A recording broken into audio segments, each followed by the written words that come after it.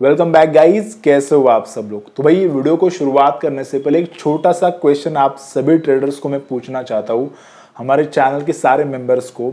देखिए, आपके लिए ट्रेडिंग के अंदर क्या सबसे ज़्यादा इंपॉर्टेंट है, इसका जवाब मुझे आप कमेंट के अंदर दीजिए कि इंपॉर्टेंट क्या है ट्रेडिंग के अंदर। मार्केट के अंदर पैसे कमाना ज़्यादा इंपॉर्टेंट है या फिर आपका सही होना मार्केट के अंदर इंपॉर्टेंट है।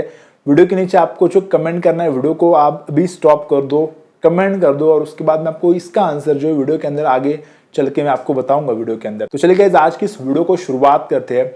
अब गाइज देखिए, मैंने जब ट्रेडिंग की शुरुआत की थी काफ़ी साल पहले, तब मैं एक जॉब करता था। पार्ट टाइम जॉब करते करते जब मुझे टाइम मिलता था तो मैं जब ट्रेडिंग करता था, मुझे ट्रेडिंग करना काफ़ी ज़्यादा पसंद था। तो मैंने जब ट्रेडिंग की शुरुआत की थी, मेरे पास काफ़ी कम कैपिटल था। मैंने 700-800 रुपये से ट्रेडिंग की शुरुआत की थी और उसके बाद काफ़ी बार अकाउंट ब्लॉक किया है और अब जाके मैं आपके सामने ये वीडियो बना रहा हूँ। तो राइट, काफ़ी मिस्टेक किए, काफ़ी मिस्टेक से मैंने सीखा है और हमेशा आपको जो दूसरों की मिस्टेक से सीखना चाहिए। तो आज इस वीडियो के अंदर मैं आपको ऐसी 3 मिस्टेक बताने वाला हूँ जो काफ़ी रेगुलर ट्रेडर्स जो करते रहते हैं और वो उसके ऊपर कभी ध्यान ही नहीं देते। ये ऐसी मिस्टेक है कभी आपको समझ में नहीं आती कि यार ये मिस्टेक भी है। तो ये काफ़ी इंपॉर्टेंट है, इस वीडियो को ध्यान से देखना। सबसे पहली मिस्टेक दोस्तों, आप ड्रॉडाउन के रेशो को नहीं देखते हो स्ट्रैटेजी के अंदर। इसे मैं आपको डिटेल में समझाता हूँ क्या होता है। अब देखिए, जब मैंने ट्रेडिंग की शुरुआत की थी, ट्रेडिंग की जब आप शुरुआत करते हो काफ़ी लोगों को देखते हो, लोगों की स्ट्रैटेजीज को देखते हो और वो स्ट्रैटेजी आप जो इंप्लीमेंट करने लग जाते हो आपके चार्ट के अंदर। तो जैसे कि whether it is price action या फिर इंडिकेटर, कोई फर्क नहीं पड़ता। जब आप किसी प्राइस एक्शन को देख रहे हो, एग्जाम्पल के लिए यहाँ पर आपके स्क्रीन के ऊपर एक चार्ट है, ओके। तो आपने ये देखा कि यार ये आपको कोई यूट्यूबर बता रहा है या फिर कोई एक ब्लॉग के अंदर आपने देख लिया कि ये पर्टिकुलर जो कि यहाँ पर एक पैटर्न बना है, इसके बाद ये जो ब्रेकआउट हुआ है, ब्रेकआउट के बाद यहाँ पर जैसे ब्रेकआउट हुआ, इसके बाद आप देखो ये कितना बड़ा अप ट्रेंड दिया है इसने, काफी अच्छा एक अप ट्रेंड मूवमेंट आपको देखने मिला है। तो यहाँ तक ये इतना पैसे बना, इतनी बड़ी मूवमेंट आपने कैप्चर की। तो यहाँ पर आप देख के ऐसे काफी सारे पैटर्न्स को देख के आप खुश हो जाते हो कि यार ये पर्टिकुलर स्ट्रैटेजी काफी इंटरेस्टिंग है। यहाँ पर आपने देखा कि रिजल्ट भी देखा है, आपने उसको बैक टेस्ट भी किया है, तो काफी अच्छी तरीके से वर्क कर रही है। तो यहाँ पर जब आप दूसरे दिन मार्केट के अंदर उसे इंप्लीमेंट करने जाते हो, ये काफी इंपॉर्टेंट फ्लॉ इसके अंदर यहाँ पर आपने एक मिस्टेक की है जो कि आपको अभी समझ में आएगी। जैसे कि यहाँ पर आप देखो इस चार्ट के अंदर वो पैटर्न बना, पैटर्न बनने के बाद ब्रेकआउट हुआ, ब्रेकआउट होने के बाद वो स्टॉक का प्राइस था 500 रुपए। फॉर एग्जाम्पल 500 रुपए से वो स्टॉक 1000 रुपए, 1000 से 2000, 2000 से 3000 तक चला गया। आप काफी खुश हो बिकॉज शॉर्ट टर्म में काफी अच्छा प्रॉफिट दे गया आपको। एंड उसके बाद ये 3000 से अचानक से गिरने लगा, इसके अंदर करेक्शन आने लगा 3000 से 2500, 2500 से 2000, 2000 से 1800, 1800 से 1700। अब यहाँ पर आपको जो घबराहट होने लगी और यहाँ पर मुझे माइक टायसन का एक बहुत ही फेमस डायलॉग याद आ रहा है, everybody has a plan until they get punch in the face. जब तक आपके मुंह के ऊपर आपको पंच नहीं मिलता उससे पहले आपके पास सारा प्लान रेडी होता है। जब आपके मुंह पे किक लग जाती है उसके बाद सारा प्लान आप भूल जाते हो। आप अभी जो है घबराहट में कैसे भी डिसीजन लेने लग जाते हो। वही होता है, यहाँ पर आपके पास सारा प्लान रेडी था, ब्रेकआउट हुआ, ब्रेकआउट के बाद इतना टारगेट है, यहाँ पर मैं स्टॉप लॉस है, पर यहाँ पर अचानक से जो प्रॉफिट दिखने लगा था, अब वो प्रॉफिट अचानक से बहुत ही एक्सट्रीमली घटने लगा है और यहाँ पर आपको जो है घबराहट होने लगी। 5000, 3000 जो प्रॉफिट दिख रहा था वो जो अब जो है 1300, 1200, 1100, 1000 रुपए एंड फिर यहाँ पर आप जैसे 900 रुपए आता है, उसके बाद आप जो घबरा जाते हो, फिर आप कहते हो यार चलो 500 रुपए स्टॉक था, 900 रुपए शायद ये अब जो रिवर्स हो चुका है, 900 रुपए, 400 रुपए प्रॉफिट मिल रहा है, इसे बेच के प्रॉफिट बुक कर देते हैं। उसके बाद आप जो 900 पे वो जो है प्रॉफिट बुक करते हैं। उसके बाद वो स्टॉक जो 900 से 800, 800 से 750 तक आता है और उसके बाद एक स्ट्रॉन्ग सपोर्ट लेता है, उसके बाद एक बाउंस बैक करता है एंड जो पिछला वाला टॉप था 3000 रुपए जो प्रॉफिट बनाया था उससे भी कहीं ज्यादा ऊपर जाता है। अब इस बार वो जो स्टॉक जो 6000 रुपए के आसपास जाके रुक जाता है एंड फिर आप देखते हो कि यार देख देख के आप जो रिग्रेट कर जाते हो, उसके सिवा आपके पास कोई भी ऑप्शन नहीं बचता है। अब दोस्तों यहाँ पर आप जो अभी पहले वाले चार्ट के अंदर हम लोग अगेन जाएंगे जहां से आपने स्ट्रैटेजी सीखी थी। अब यहाँ पर आप देखो तो इसी चार्ट के अंदर भी वो वाला जो करेक्शन था वो यहाँ पर भी मौजूद है। इसी को कहा जाता है दोस्तों ड्रॉडाउन। एक स्ट्रैटेजी के अंदर हमेशा एक ड्रॉडाउन रेशो होता है कि स्ट्रैटेजी ब्रेकआउट देने के बाद, सिग्नल देने के बाद कितना करेक्शन करती है अपने प्रॉफिट लेवल से। यानी कि यहाँ पर अगर आप देखो तो ये प्रॉफिट बनाने के बाद एक अप ट्रेंड के बाद एक अच्छा खासा करेक्शन भी आया जो कि आपने देखा ही नहीं, बट जब रियल अकाउंट के अंदर जब आप ट्रेड करें तो आपका जब प्रॉफिट घट रहा था तब आप जो है साइकोलॉजी थोड़ा वीक हो गया आपकी। तो यहाँ पर हमेशा याद रखना साइकोलॉजी भी काफ़ी ज़्यादा स्ट्रांग होनी चाहिए। जब आप स्ट्रैटेजी आपकी स्ट्रांग है तो आपकी साइकोलॉजी भी स्ट्रांग होनी चाहिए। उसी दोनों के कॉम्बिनेशन के साथ, साइकोलॉजी प्लस आपका स्ट्रैटेजी, दोनों के कॉम्बिनेशन के साथ ही आप जो है मार्केट के अंदर पैसा बना सकोगे लॉन्ग टर्म तक। और यहाँ पर दोस्तों ड्रॉडाउन आपने मिस कर दिया। ड्रॉडाउन आपको हमेशा देखना है कि ड्रॉडाउन कितना हो सकता है, और उससे अगर आप कंसिडर करके चलोगे तो आप जो मार्केट के अंदर कभी घबराओगे नहीं, और फिर आप जो स्टॉप लॉस के, जब तक स्टॉप लॉस हिट नहीं होता तब तक आप जो आराम से बैठे रहोगे। अब गाइस दूसरी मिस्टेक के ऊपर बढ़ने से पहले यहाँ पर जो मैं आपको सवाल पूछा था कि यार आपके लिए सबसे ज्यादा इंपॉर्टेंट क्या है ट्रेडिंग के अंदर, क्या आपके लिए पैसे इंपॉर्टेंट है या फिर आपका सही होना ज्यादा इंपॉर्टेंट है। तो काफी लोगों ने मुझे पता है कि कमेंट किया हुआ कि यार पैसे कमाना सबसे ज्यादा इंपॉर्टेंट है। तो फिर दोस्तों अगर आपको इतना समझ में आता है कि यार पैसे कमाना ज्यादा इंपॉर्टेंट है, तो फिर आप ट्रेडिंग करते वक्त आपके दिमाग को क्या हो जाता है।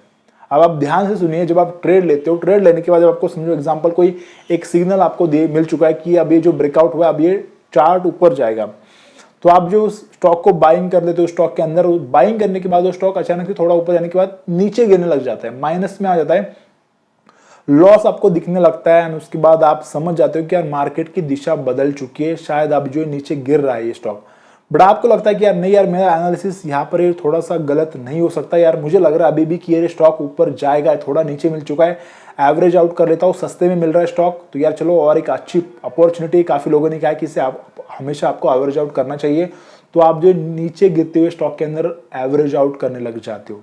आपकी गलती आपको माननी नहीं होती, आपको लगता है कि अभी और भी ऊपर जाएगा, मैं सही हो सकता हूँ। यार आपको हमेशा आपकी गलती को मानना आना चाहिए, बिकॉज आपका सही होना इंपॉर्टेंट नहीं है इस पर्टिकुलर केस के अंदर, आपका पैसे कमाना इंपॉर्टेंट है। तो स्टॉक के अंदर यार स्क्वायर ऑफ कर दो उस पोजीशन को, एंड जिस दिशा में मार्केट बढ़ रहा है उस दिशा में आपको ट्रेड लेना है, तभी आप जो है पैसे कमा पाओगे मार्केट के अंदर। इसका एक बेस्ट एग्जांपल है दोस्तों, काफी लोग जो है ट्रेडिंग करते हैं against the trend. Against the trend अगर आप ट्रेडिंग करने लग जाओगे तो हमेशा आप लॉस में रहोगे। यहाँ पर इसका एक बेस्ट एग्जांपल है दोस्तों, एक छोटा बच्चा भी जानता है, जब वो पतंग उड़ाने लग जाता है तो उसको पता होता है कि किस डायरेक्शन में पतंग को उड़ाना है, जिस डायरेक्शन में हवा का बहाव ज्यादा है उसी डायरेक्शन में वो जो पतंग उड़ाता है। तो आप कितने भी ज्यादा स्मार्ट हो, कितने भी आपको अच्छी पतंग उड़ाने आती हो, अगर आप गलत डायरेक्शन में पतंग उड़ाने लग जाओगे तो आप जो जिंदगी भर कभी भी पतंग उड़ा नहीं पाओगे। तो हमेशा आपको जो हवा के डायरेक्शन को देख के ही पतंग को उड़ाना होता है। तो सबसे इंपॉर्टेंट रोल यहाँ पर पतंग उड़ाने के टाइम हवा का होता है, और उसके बाद फिर आप जो उसे थोड़ा बहुत एडजस्ट कर सकते हो, पतंग की कट ना जाए या फिर कभी पतंग बहुत दूर ना चली जाए, किस डायरेक्शन में उड़ाना है आप डायरेक्शन देने का काम कर सकते हो। बट पतंग उड़ेगी तो एक बेस फंडामेंटल चीज है उसकी, हवा का डायरेक्शन सही होना चाहिए।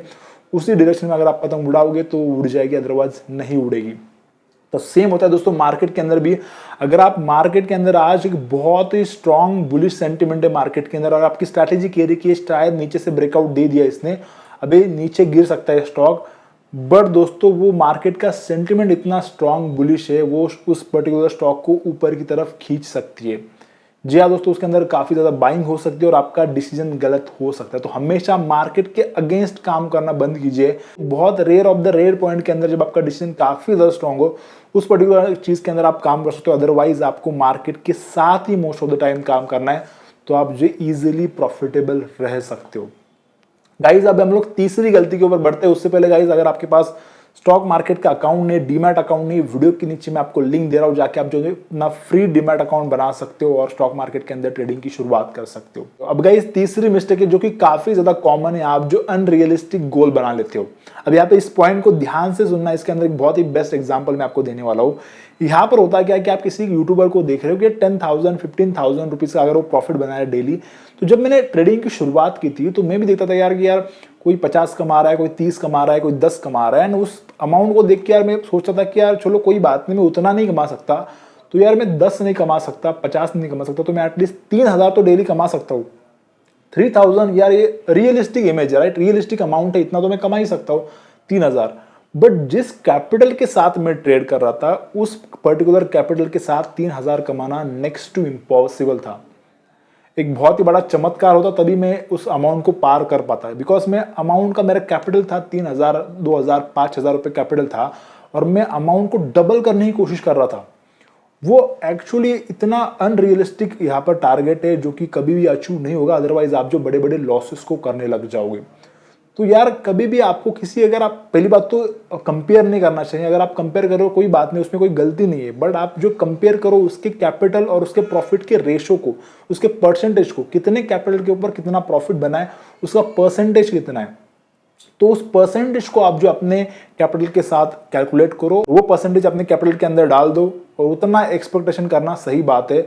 बट कभी भी आपको जो प्रॉफिट के अमाउंट को कंपेयर नहीं करना है, प्रॉफिट के परसेंटेज को कंपेयर करना कोई गलत बात नहीं है। पहली बात तो आपका कंपैरिजन आपके खुद के साथ होना चाहिए। एंड अगर आप इस वीडियो को अभी तक देख रहे हो दोस्तों, ये थी 3 मिस्टेक। मैं आपको एक बोनस मिस्टेक और बताना चाहूँगा।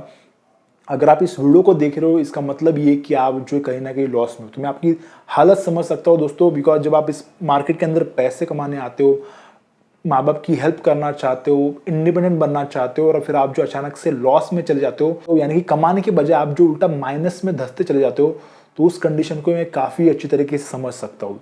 तो यहाँ पर मैं आपको एक बता देना चाहता हूँ यार, मैं आपको डिसअपॉइंट करने वाला एक आंसर देना चाहता हूँ। आप जो कभी भी लॉस से नहीं बच सकते, बिकॉज ट्रेडिंग के अंदर लॉस होना ही होना है, और जैसे प्रॉफिट होना है वैसे लॉस होना ही होना है। तो स्टार्टिंग आप जो छोटी अमाउंट से करो, तो जब आप स्टार्टिंग छोटी अमाउंट से करोगे तो आप जो छोटी अमाउंट लूज करोगे, लॉस छोटे होंगे, फिर आप जो आगे जाके बड़ी अमाउंट लॉस करने से बचोगे हमेशा।